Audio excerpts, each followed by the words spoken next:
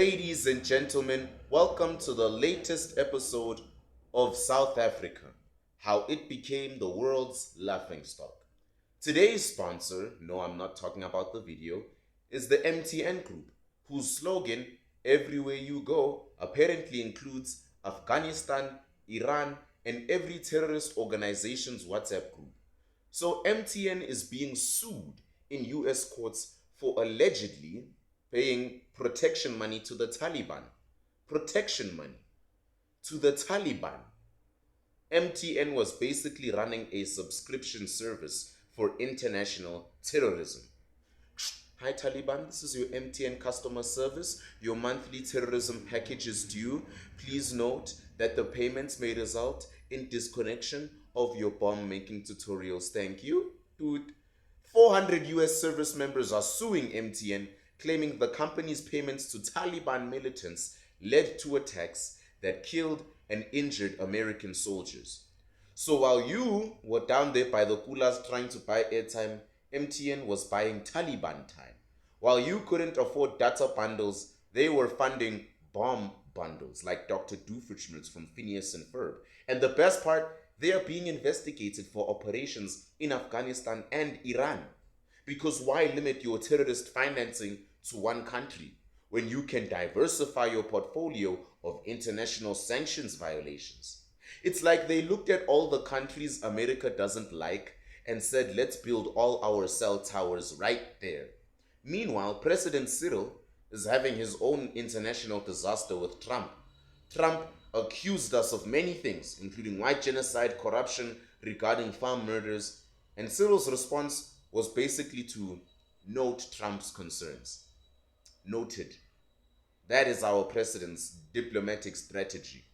Trump gave us tariffs, sanctions, and refugee status for white South Africans, and then Cyril is like, we have noted your correspondence, and we will respond in due course, pending the formation of a committee to investigate the formation of a task team to address the matter.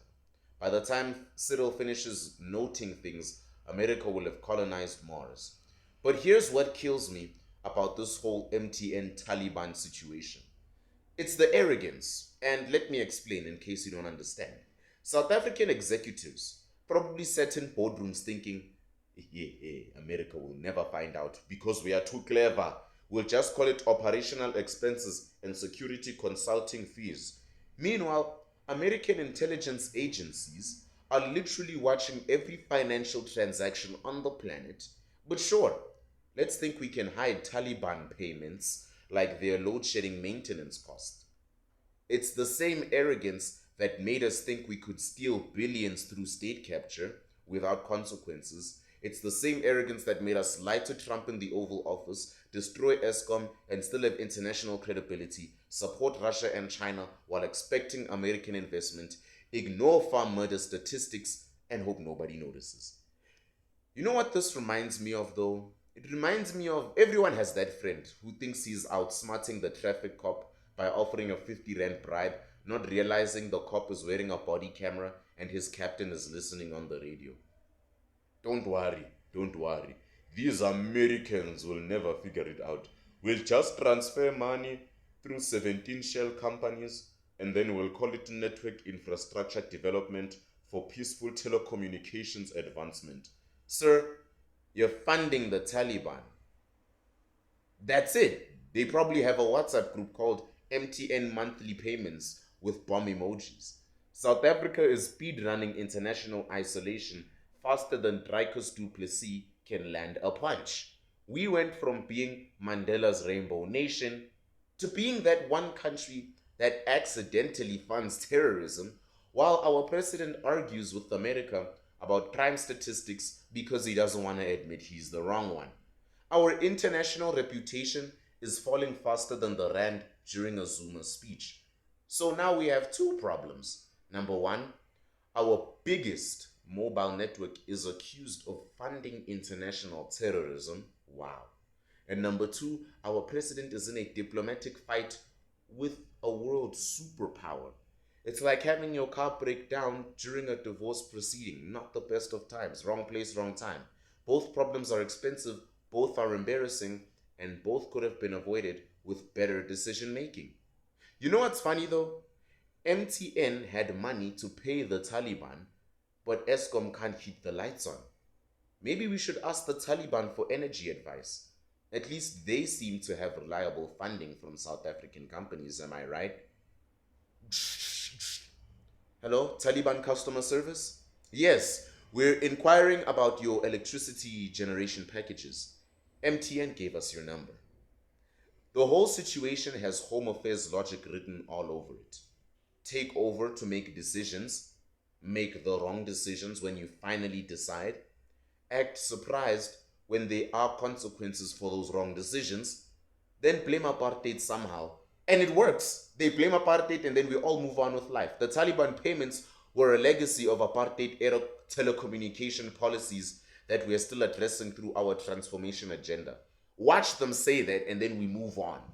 Our international diplomacy strategy is basically a taxi rank type of negotiation.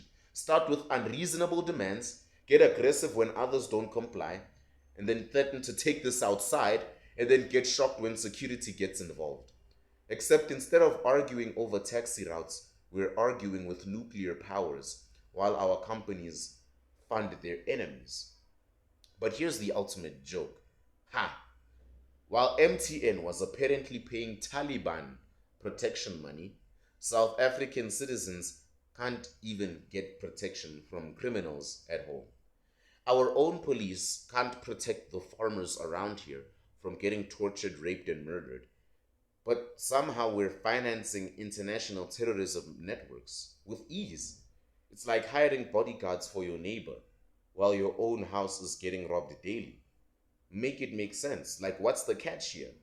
Knowing our government, they'll handle this MTN Taliban situation the same way they handle everything else. Number 1, form a committee to investigate the committee. Number 2, hold public hearings where nobody gets answers. Number 3, do decisive action that never comes. Number 4, and blame apartheid.